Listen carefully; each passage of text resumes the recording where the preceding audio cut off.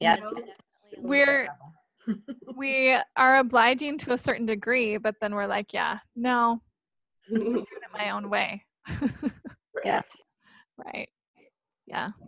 But I think it's fun. But what do you think? Why do you think it's important to kind of know what your natural tendencies are when you're making efforts and improving your life?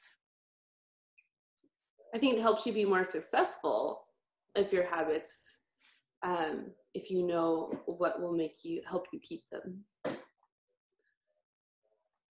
And I did finish listening to The Power of Habits. So I was listening to that when I couldn't be reading. Anyway, and, he talks about figuring out, the habit part, the routine part is easy to see. But if you really want to change it, you need to know the cue and you need to know the reward so that you can still so you can work with that. And I think if you know what type you are, it's easier to figure out what would set you running on a habit and like what reward you might be looking for. Yeah. Like what it is that what you're motivated by. Right. And what can trigger you to do something. Right. It's really helpful to know, you know. And these are my patterns. And then we can just not judge ourselves, right? That we just work and collaborate with our natural tendencies instead of resist and fight against them. Yeah. Because we'll never be successful if we're trying to willpower our way into something. If we're trying to force ourselves, our square peg into a round hole, it's not going to work. And when we can be okay with that, we can definitely be more successful. It's not always easy to not judge ourselves, but that's always where it comes back to.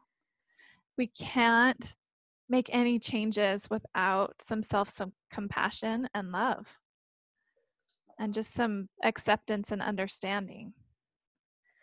So it's super helpful. I just love all of the quotes at the beginning of the chapters.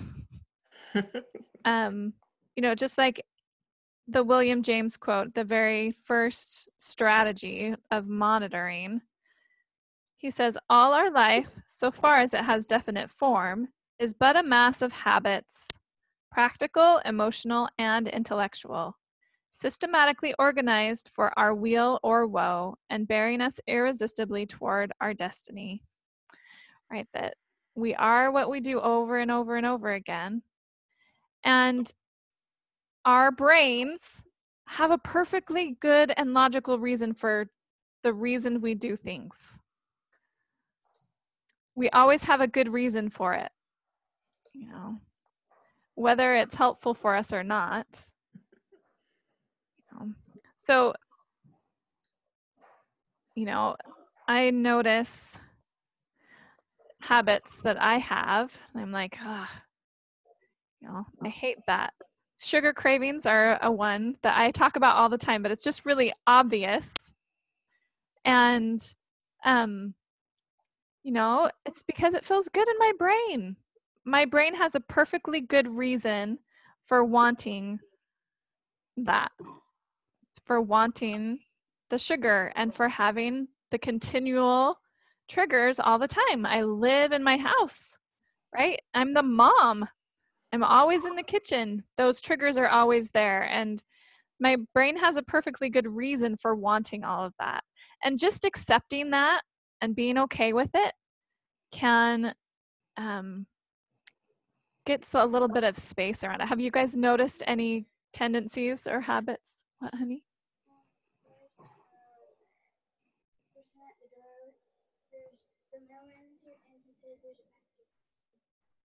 Oh, okay. There's a package I have to sign for. I'll be right back. Sorry. I'm going to grab a couple things.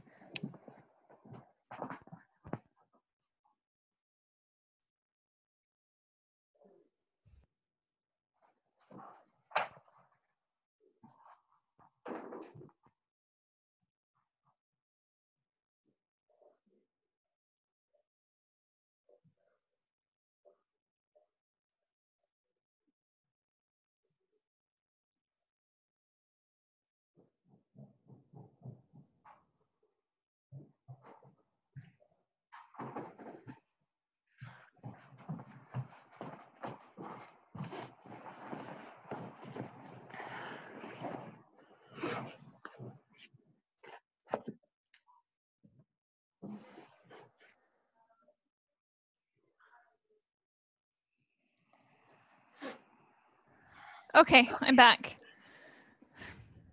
I Very hope it good was on your something bike. I guess they can't just leave a bike frame good. without it being signed for. um, So you're asking about I if was we've asking noticed. about habits. Do you guys feel like you have habits that you know there's a good reason for, but aren't necessarily helpful? Well, so I've been thinking about like the last couple of days. I have a habit of making hot chocolate for my kids, and we're not a big treat family. And it's not just for me. I love it too. Yeah. So, um, anyway, we're not a big treat family. I don't make a lot of food treats. We don't have a lot of sugar around, typically. And like yesterday, I've just been wondering about, okay, so do I make it because that's when I get in my mood that I just want to sit down and be cozy and enjoy my house? Because that kind of fits. Because I was just kind of trying to think about how I feel about it and stuff. And it occurred to me that, like, I kind of feel like a good mom when I make hot chocolate for my kids, because it's a treat that everybody enjoys. Everybody is so grateful to have it. And sometimes I feel like, I have to keep at them. I do a lot of trying to get them to do their stuff, And when I do that, I'm doing something nice for them and something fun for them. And it's easy for me and everybody enjoys it. And I was like, So I'm just kind of wondering, I'm trying that on a little bit to see if, yes. Well, and some of those things that are rewards, like they're not bad. Right. And it's just when they get out of hand, when they take over. Yeah. Right. But it's not bad at all. Let's see. I'm gonna look. On page 59, she talks about like foundational habits, and I thought this was interesting that there's like there's areas, if we have habits in these areas, that they kind of affect everything else. And she says she categorizes her foundational habits as sleep, move, eat and drink right, and unclutter. Those are her things that she thinks. Those foundational habits, they tend to reinforce each other, and they boost feelings of self-control, and they kind of help everything. And then she says, yeah, my friend said, I cleaned out my fridge and now I feel like I can switch careers. Like, And so I was really thinking about that, are those the things that I think are the foundational habits? Like, are those the things that I feel like are important that affect everything else? So I'm just curious about what you guys think about those. Sleep, move, eat and drink right, unclutter. Do you feel like all 4 of those are necessary, or is there anything that you would add? I was thinking about sorry, Laura Lynn, if you want to jump in over me, please do. But I think most of us have, and I don't know if it's because they're foundational, but I think a lot of people's goals return to these in one form or another. I mean, eating and drinking right and exercise, I think that probably encompasses most of the goals and habits that we try to build. And they certainly, when we're in a good place in all of these places, it really is easier to function as a person and be happy and do harder things, do the things on our list that are harder that maybe we didn't have the motivation to do before. So I don't know if I would add anything. I don't know. I feel like a lot of my life is focused on these though. Yeah. I mean, I agree with her. I did add like spiritual. There needs to be some kind of spiritual element. Yeah. I have to have spiritual habits, or these things don't matter as much. Right. And that was the only thing that I would add. But I really do feel like moving my body every day makes everything else more achievable, and it makes the hard things easier or more tolerable. It just gives me more energy. It helps me feel like I have some self-control. When I've practiced that self-control first thing in the morning,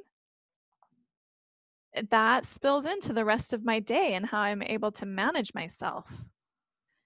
And, some level of unclutter, of order, I think all of us work at different degrees. So my husband's tolerance for clutter is a lot different than mine. Right. And so he needs everything in its place. And for me, I actually like to see the fruits of my labor.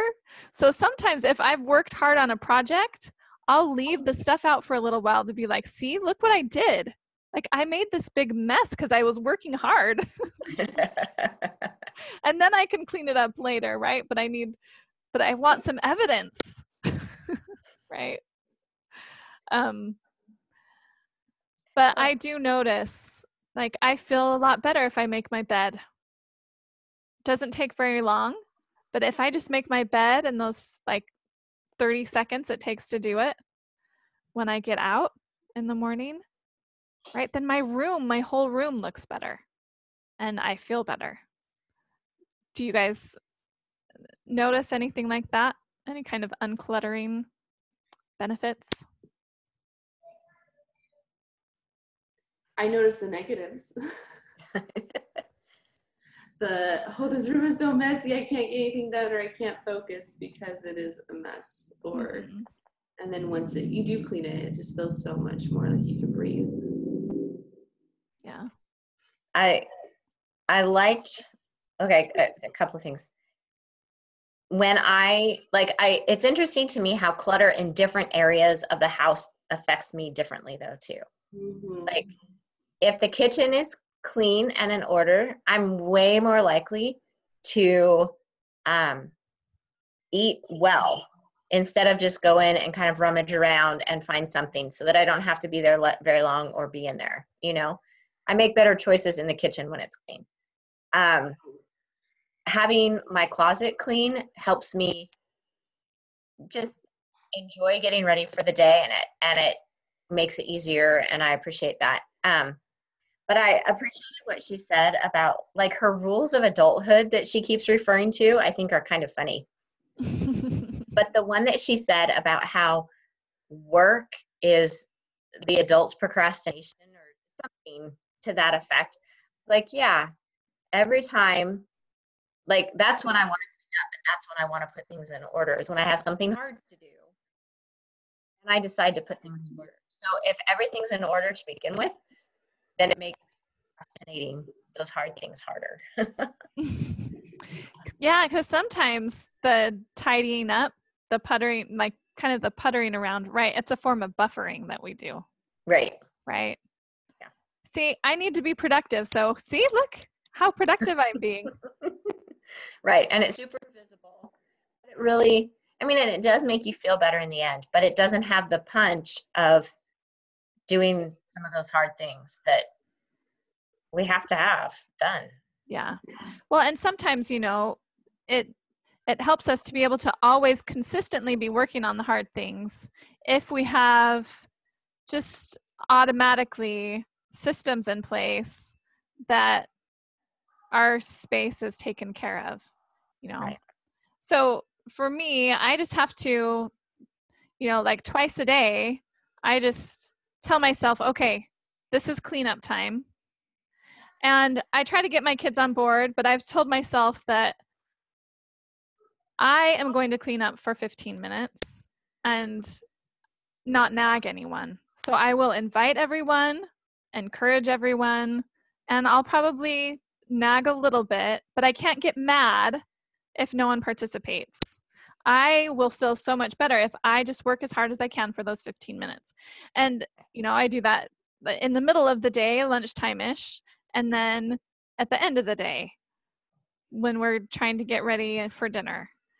And so that simple system creates a whole lot, it eases a lot of stress because I'm not anxious all morning that, this is such a mess and now we're going to have to clean it up, because I know it will get cleaned up.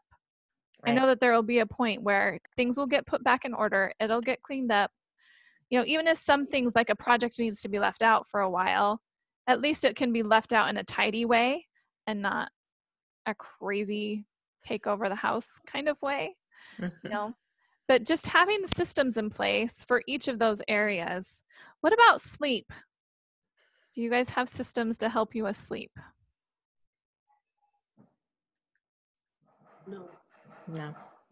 No. I've been feeling like I need them. I've never really struggled with insomnia, but over this past month, there's been a lot of like stressful things that have happened in different areas of my life that I just can't get my brain to turn off. I'm just thinking all the time. And so just this past week, I've just been trying to make sure that I have no screens on past 9 o'clock, and that I do some restorative yoga and really focus on relaxing before I get in bed so that I can actually fall asleep when I get in bed. But sometimes we just, life doesn't stop. And so sometimes we have to notice where we feel out of balance, and then we need to create some kind of structure to help us come back into balance. And it's more toward the end of the book, but they talk about, she has a quote. Let's see if I can find it. Oh, it's on page 211. But it's just from William James, he was a pioneer in psychology in the 1800s, but it says, in the acquisition of a new habit or the leaving off of an old one, we must take care to launch ourselves with as strong and decided an initiative as possible. Never suffer an exception to occur until the new habit is securely rooted in your life. Each lapse is like the letting fall of a ball of string, which one is carefully winding up. A single slip undoes more than a great many turns will wind again. So, and I like that visual of, here we are trying to create this new habit, and it's like winding a ball of yarn, just one loop at a time. And if we let it slip, right, it's just going to unravel a whole lot of yarn that we've taken so much effort to wind up. And that when we're very first starting the new habit, we have to really be rigid and religious. But what's our brain going to do when we're trying to do that? What do you notice your brain does? It just tells me it's too hard, and I still can fall into that. Well, I got a good start. If I just take a break, I'll be okay, because I've already got a good start and I already know that I like it, or it's just too hard today. Right. But then at that, especially when we're in that establishing part, right? So one slip up isn't a big deal, but it can be a big deal. Right. It can just totally throw us off the rails and make us feel like we're starting at ground zero again. And so we have to just find some patience, and once we slip up, come right back on, instead of, I've blown it anyway, might as well just eat the whole bag of chips, or right, I might as well sleep in until 9 every day since I did this day, or whatever it is that we're trying to do.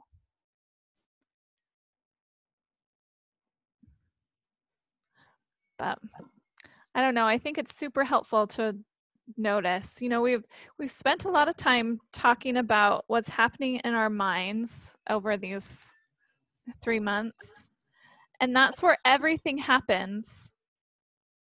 But we do have to take action, right? Nothing happens outside of in the world unless we do something. And our thoughts are the foundation, but we've got to do things, right? And so our habits are super, super important.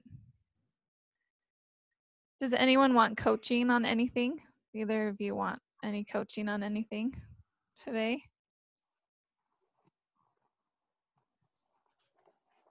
I can't think of anything that I've been stressed about, but I don't know. There's usually something. It just takes a minute to figure it out.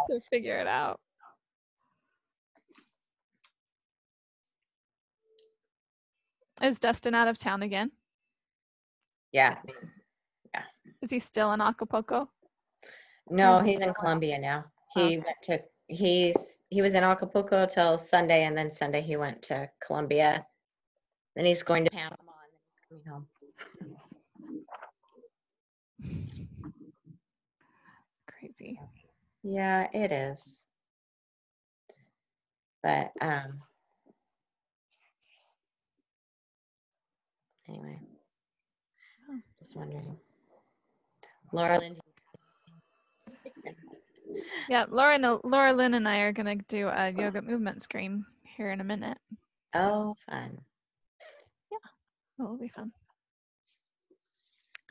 Well, thanks so much. Do you guys, just to get a little bit of feedback on how the class has gone for you, what things have worked well, what things are hard or could be different? What do you think?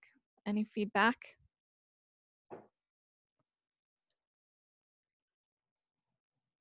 It's been really good. I don't know what constructive criticism to give you. You did a great job. All right.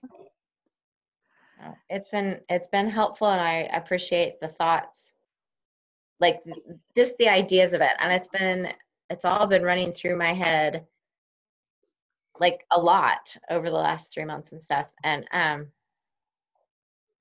anyway, I think for me, like I feel like I need more time to do it, and somehow need to work in.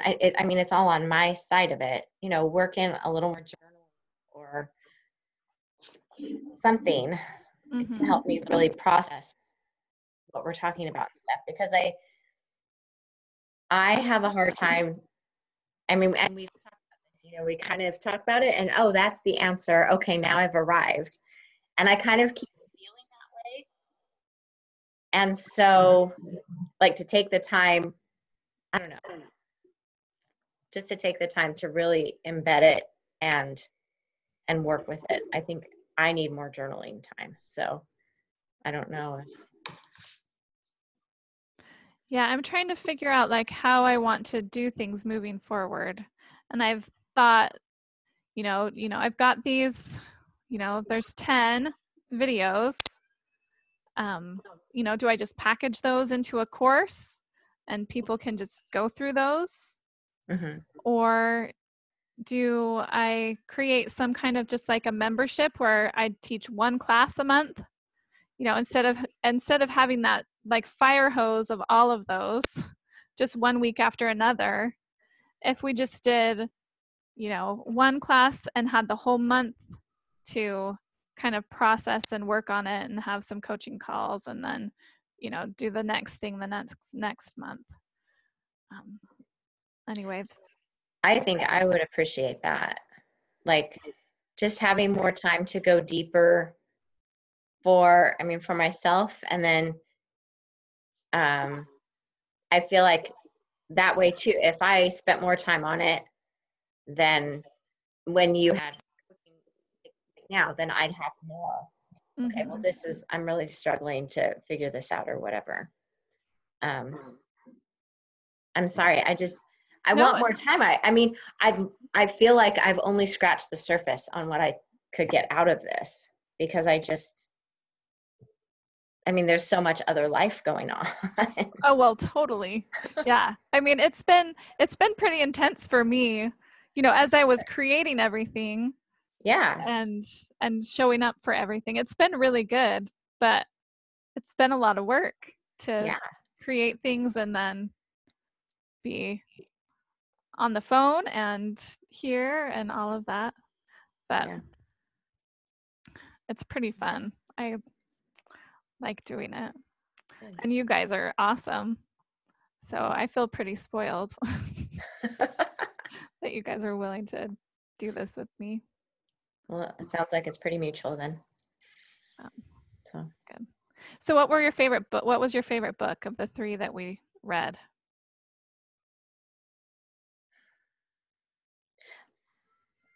I liked the first 2 a lot. It would be hard for me, I mean, because they did very different things for me. Mm-hmm. So I appreciated both of those a lot.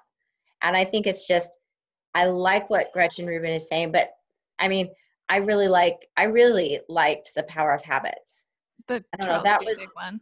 yeah, that one, I don't know, I felt like that gave me more of a foundation and It was more to move applicable. forward. More applicable to you, or? Yeah. Well, Yeah. I just felt like the ideas that he had were a little bit more, maybe it's just applicable, usable. Mm-hmm. I feel like Gretchen Rubin spends a lot of time kind of, I mean, even with her foundations, you know, these are the foundations. Oh, wait, what are yours? Mm-hmm. And that's good. And maybe it's just it's probably my personality that I want something more concrete that I can use. Mm-hmm. So Yeah, she certainly isn't very concrete. I just finished a book called Atomic Habits by James Clear. mm-hmm. And when, you know, I had chosen this book in January, right? And then after I finished that one, I was like, I think I like that one better. I think maybe I would use that one. Because he takes Charles Duhigg, I think, even a little bit further. And he does talk about that you need to understand your natural tendencies. I think that's part of the reason I picked this one, is that I really do feel like that's important, that we need to not be judging ourselves, and we need to just work and collaborate with ourselves instead of trying to force ourselves to do something we're just not naturally going to do. Right. And but it's also very concrete, but it's written by a man. Like, it's just really interesting the way a woman's brain works, right? She does it all by story, and Right. This is my process, and this is what my sister did, and you know, and that's how she goes through it all, whereas the men are just more concrete. Well, I feel like Charles Duhigg inspires a little more curiosity about why we do what we do. And I think he encourages patience though too, just in Yeah, that that's true. it's gonna take a while to figure out what your trigger is and what exactly it is that you're trying to get out of your habit. But I mean, I think those were the takeaway ideas. Mm-hmm. And I thought that those went along really well with what you've been talking about. And I don't know. Yeah, it does really go well with the thought work stuff. Yeah. To kind of get to the root cause of things. Yeah. Yeah. Don't get me wrong. I'm enjoying Gretchen Rubin. It's all fun. It's all good. And I think, I think the more we read and study about all of these principles, I mean, none of it's new. That's I think my favorite part of this book by Gretchen Rubin is just all of her quotes, and some of them are from Seneca, right? Who was a Roman Stoic, right? That's pretty ancient. And there's William James and Thornton Wilder and Emerson and Montaigne. Anyway, there's just all sorts of different things. But here, like on page 122, she quotes Montaigne. He says, "The conduct of our lives is the true reflection of our thoughts." I was like, that's the theme of this whole thing, right? So that's my favorite part of this book, is just the quotes. Yeah. But that goes, I was just reading the Come Follow Me stuff, and the scripture about what comes out of your mouth comes from your heart, and that's what can defile you. Or anyway, that quote just, it sounds like that scripture, just in different words. well, isn't that, as I've been studying the New Testament and reading all of that, and when I was going through the Sermon on the Mount, I was like, see, Jesus is just telling us that it's our thoughts that matter, right? Well, even last it's what's week happening inside of us, our internal experience. Right. And even last week with the parable of the sower, I was like, that can be like habits. It's just fun to see it all come together. Right. Yeah. And so none of this is new. It's all just universal principles that have been part of the human experience forever and ever and ever.